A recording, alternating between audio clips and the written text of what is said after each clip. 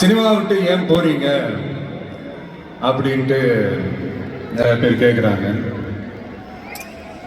சினிமான்றது ஒரு மிகப்பெரிய ஒரு கடல். அதுல ஒரு கரையோரமா ஒரு சின்னதா ஒரு மணல் வீடு கட்டணும்னு தான் நான் ஆசைப்பட்டேன். பட் அதே ஒரு மாளிகையா மாற்றி தந்தது நீங்க எல்லாரும் தான், என் ரசிகர்களாக நீங்க எல்லாரும் தான்.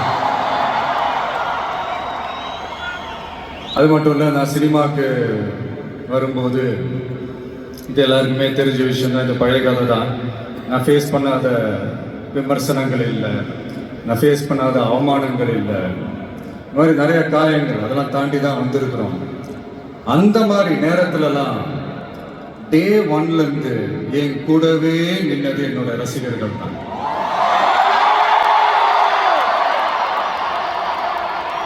ஒரு நாள் 2 நாள் இல்லைங்க, கிட்டத்தட்ட ஒரு 30-33 வருஷத்துக்கு மேலே என் கூடவே நின்றுக்கிறாங்க.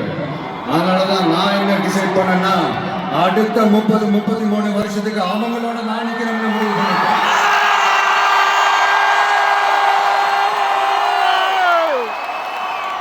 எனக்கு ஒண்ணுனா அவங்க தியேட்டர்ல நிக்கிறாங்க, நாளைக்கு அவங்களுக்கு ஒண்ணுனா அவங்க வீட்டுல போய் நிக்கணும்னு நான் முடிவு பண்ணிட்டேன். இதுதான் காரணம். எனக்காக எல்லாத்தையும் விட்டு கொடுத்த என்னுடைய ரசிகர்களுக்காக நான் சினிமாவே விட்டு கொடுக்கிறேன். இந்த விஜய் சும்மா நன்றின்னு சொல்லிட்டு போறவன் கிடையாது, நன்றி கடனை தீர்த்துட்டு தான் போவான்.